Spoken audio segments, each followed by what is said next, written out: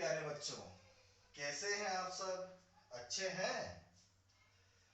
उम्मीद है कि आप सब अच्छे होंगे। बच्चों, आज हम पढ़ने जा रहे हैं आपके पाठ्यक्रम में जो लगे हुए हैं, जितने भी हिंदी के टॉपिक लगे हुए हैं, उन सबको बारी बारी श्रृंखलाबद्ध एक एक तरीके से हम अच्छे से समझेंगे।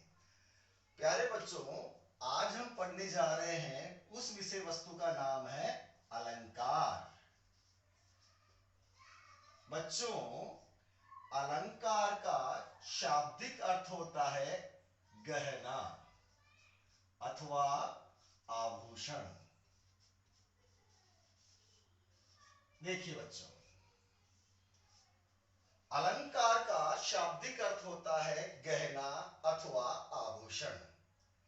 अलंकार शब्द मूल रूप से दो शब्दों से मिलकर बना है, अलम प्लस कार। अब देखिए, यहां पर अलम का अर्थ है शोभा, सुंदरता,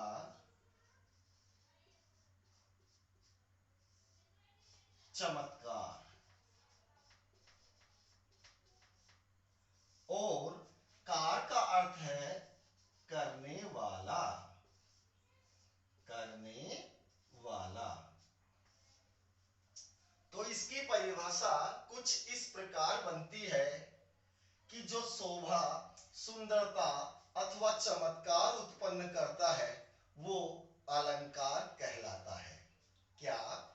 जो शोभा, सुंदरता अथवा चमत्कार उत्पन्न करता है वह अलंकार कहलाता है।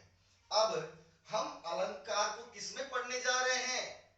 कविता में। मैं एक शब्द का बार बार प्रयोग करूंगा, काव्य। और काव्य शब्द का अर्थ आपको लेना है कविता। काव्य मीन्स क्या होता है? कविता। तो बच्चों, अलंकार की परिभाषा इस प्रकार है कि काव्य में जो तत्व काव्य में शोभा, सुंदरता अथवा चमत्कार उत्पन्न करते हैं वो अलंकार कहलाते हैं। दोबारा देखिए कि जो तत्व काव्य में शोभा बढ़ाते हैं, काव्य की सुंदरता बढ़ाते हैं अथवा काव्य में चमत्कार उत्पन्न करते हैं, वे गुण धर्म ही अलंकार कहलाते हैं। इसको कुछ इस प्रकार से समझ सकते हैं कि जिस प्रकार एक सुंदर नायिका है, सुंदर गृहिणी है, वो पहले से ही सुंदर है, परंतु यदि उसने आभूषणों को धारण कर लिया है, सुंदर वस्त्रों को धारण कर लिया है, सौंदर्य प्रसाधन की सामग्री को का अच्छे से उपयोग किया है, तो उसकी सुंदरता में और वृद्धि हो जाती है। उसी प्रकार काव्य में या कविता में ऐसे तत्वों का प्रयोग करें, ऐसे धर्मों का प्रयोग करें जिससे काव्य की अथवा कविता की सुंदरता और बढ़ जाए, ऐसे तत्व ही अलंकार कहलाते हैं। आगे आपके समझ में आपको यह ध्यान रखना है, अलंकार का शाब्दिक अर्थ होता है गहना या आभूषण। अलंकार शब्द दो शब्दों से मिलकर बना है, अलम और कार। अलम का अर्थ है शोभा, सुंदरता अथवा चमत्कार। कार का अर्थ होता है करने वाला। जो शोभा, सुंदरता या चमत्कार उत्पन्न करता है वो अलंकार है। किसमें हम पढ़ रहे हैं? किसमें? काव्य में। कि जो काव्य में शोभा, सुंदरता अथवा चमत्कार उत्पन्न करता है अलंकार कहलाता है। अब आते हैं अपने मूल विषय वस्तु पर। बच्चों, अलंकार है, बताओ मूल रूप से कितने प्रकार के होते हैं? बताइए। अलंकार है वो 3 प्रकार के होते हैं। कितने प्रकार के? 3 प्रकार के। देखिए, पहले प्रकार के जो अलंकार है उन्हें कहा जाता है शब्दालंकार। दूसरे हैं अर्थालंकार।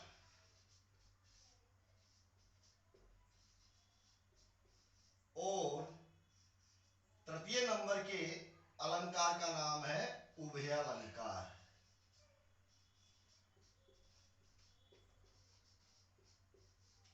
अब देखिए ये क्या है, परिभाषा वही है लेकिन थोड़ा सा चेंज। देखो, काव्य में जहां शब्दों के माध्यम से शोभा बढ़ती है, चमत्कार उत्पन्न होता है, अथवा काव्य की शोभा सुंदरता अथवा चमत्कार उत्पन्न होता है, वहां शब्द अलंकार होता है। काव्य में जहां अर्थ के माध्यम से शोभा बढ़ती है, सुंदरता बढ़ती है या चमत्कार उत्पन्न होता है, वो अर्थ अलंकार कहलाता है। काव्य में जहां शब्द और अर्थ दोनों के माध्यम से उसकी सुंदरता बढ़ती है, शोभा बढ़ती है या चमत्कार उत्पन्न होता है, वो उभयालंकार कहलाता है। इसी क्रम को आगे बढ़ाते हुए देखिए, पहला अलंकार है जिसका नाम है अनुप्रास अलंकार। देखिए विद्यार्थियों, प्यारे विद्यार्थियों, पहला अनुप्रास, इसको ध्यान से समझिए क्या है ये। अनुप्रास शब्द है वह अनु उपसर्ग प्रमूल और आस प्रत्यय के योग से बना है। देखिए, अनुप्रास अनु, प्र और आस के योग से बना है। अनु का अर्थ होता है पीछे और इसका अर्थ होता है बार बार आना। तो इसका शाब्दिक अर्थ है पीछे बार बार आना। परिभाषा कैसे है? काव्य में, काव्य मीन्स कविता, काव्य मीन्स कविता, कि काव्य में जहां एक वर्ण एक से अधिक बार आए अथवा बार बार आए, जिस कारण से जो कविता में या काव्य में शोभा बढ़ेगी, सुंदरता बढ़ेगी, काव्य में जो चमत्कार उत्पन्न होएगा, उसे अनुप्रास अलंकार के नाम से जाना जाएगा। देखिए बच्चों, इसको एक उदाहरण के माध्यम से समझते हैं। एक उदाहरण के माध्यम से समझते हैं।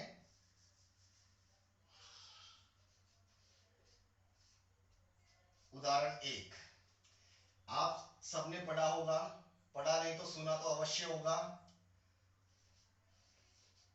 रघुपति रघुपति राघव राजा राम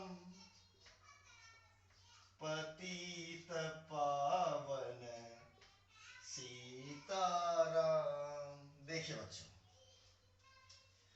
कविता की इस पंक्ति के अंदर एक वर्ण है, एक वर्ण एक से अधिक बार आया है, एक वर्ण की आवृत्ति एक से अधिक बार हुई है। अतः काव्य में यानी कविता में जो चमत्कार उत्पन्न हुआ है, काव्य की कविता की शोभा बढ़ी है, काव्य कविता की सुंदरता बढ़ी है, उसे अनुप्रास अलंकार के नाम से जाना जाएगा। इसी का ही एक उदाहरण और देखते हैं। उदाहरण नंबर 2 जो आपने पूर्व में पढ़ चुके हो। भगवान भक्तों की, किसकी? भक्तों की, भयंकर भूरी भीति भगाइए। देखिए प्यारे विद्यार्थियों, कि भगवान भक्तों की भयंकर भूरी भीति भगाइए। इस काव्य पंक्ति के अंदर भय शब्द की आवृत्ति एक से अधिक बार हुई है अथवा बार बार हुई है। अतः काव्य में जो चमत्कार उत्पन्न हुआ है, उसे अनुप्रास अलंकार के नाम से जाना जाएगा। अब यहाँ पर ध्यान देने की बात यह है कि जरूरी नहीं है कि वो वर्ण विशेष शब्द के प्रथम में आए। हो सकता है प्रथम में भी आ सकता है, शब्द के मध्य में भी आ सकता है, शब्द के अंत में भी आ सकता है।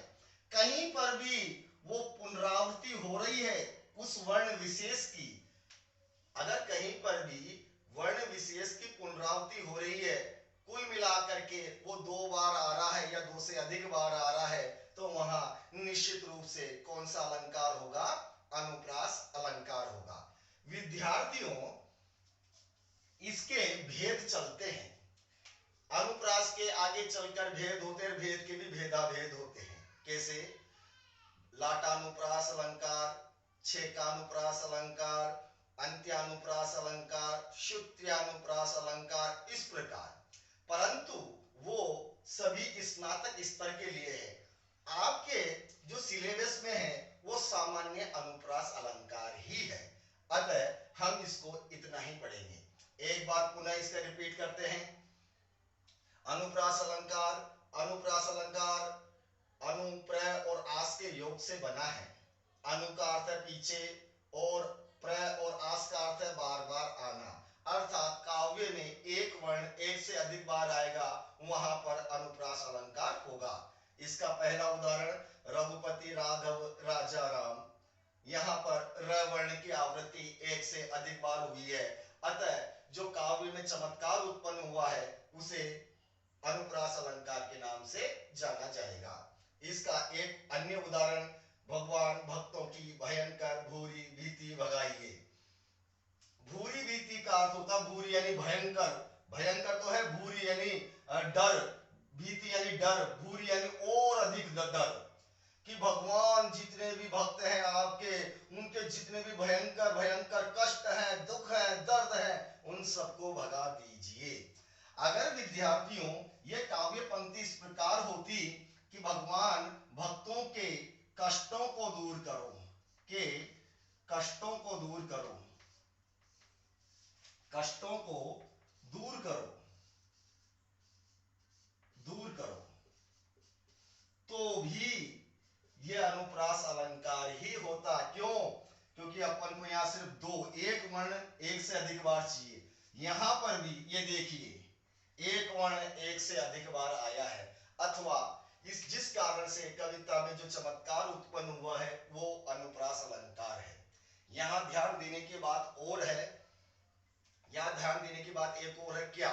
यदि आपके कुछ भी समझ में नहीं आ रहा है कि इस पंक्ति में कौन सा अलंकार है, तो प्रथम दृष्टिया उसमें अनुप्रास अलंकार होगा। अनुप्रास क्यों होगा? क्योंकि बिना अनुप्रास अलंकार के कोई काव्य की पंक्ति बन ही नहीं सकती। कोई कविता की किसी भी पंक्ति के को उठा करके देखेंगे तो वहां प्रथम दृष्टिया अनुप्रास अलंकार निश्चित रूप से मौजूद होता है। Is that clear? अब हम इसी श्रृंखला को आगे बढ़ाते हैं।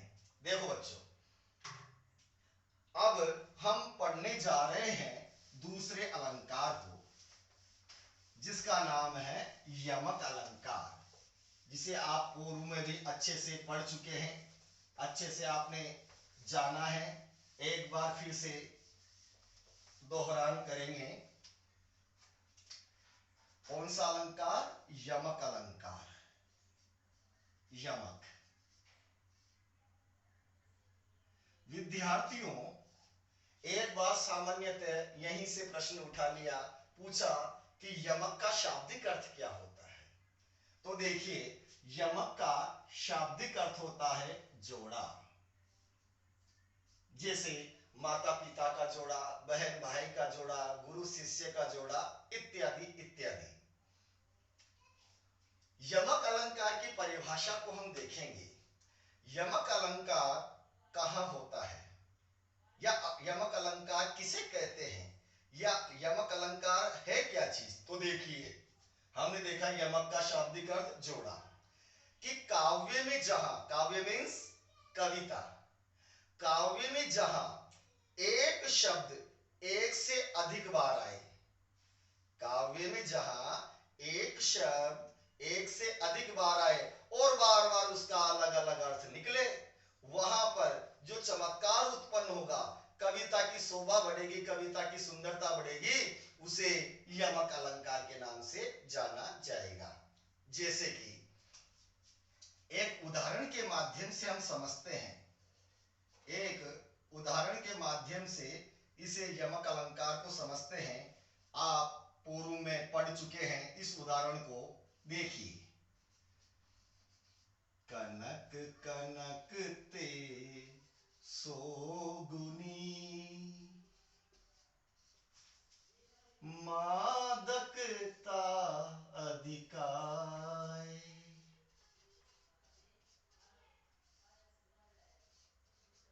वो खाए बोराए जग अधिकाय। ये लो साहब कि कनक कनक ते सोगुनी मादकता अधिकाय। यहां पर एक शब्द एक से अधिक बार आया है। याद रखिए, ध्यान दीजिए, अनुप्रास के अंदर एक वर्ण एक से अधिक बार आया है अथवा बार बार आया है। यमक अलंकार में एक शब्द एक से अधिक बार आएगा या बार बार आएगा, कितनी भी बार आए, पर जितनी भी बार वो आएगा उसका अलग अलग अर्थ होगा, तो ही वो यमक अलंकार बनेगा।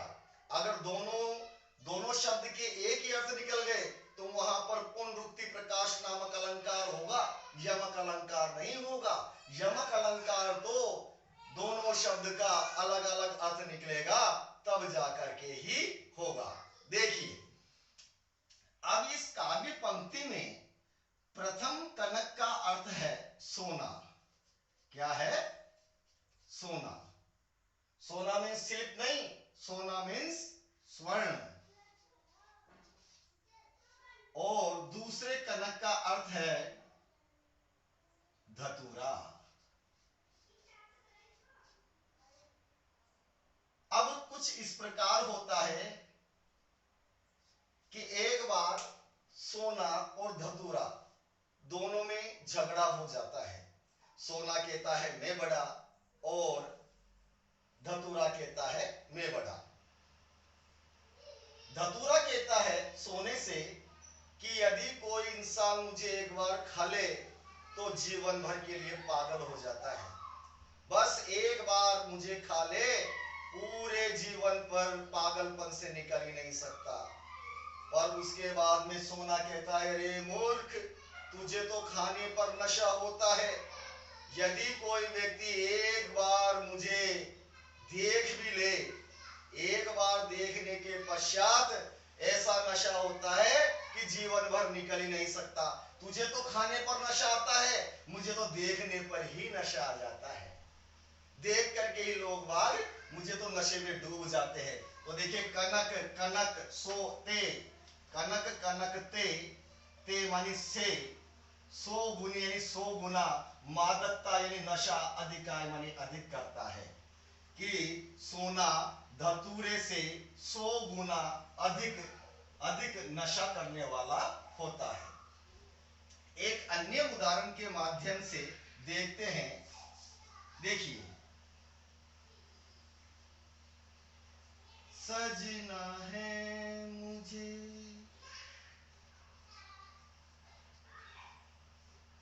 सजना के लिए,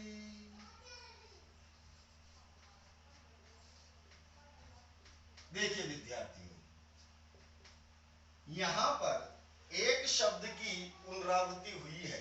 एक शब्द एक से अधिक बार आया है, परंतु दोनों बार इसका अलग अलग अर्थ निकला है।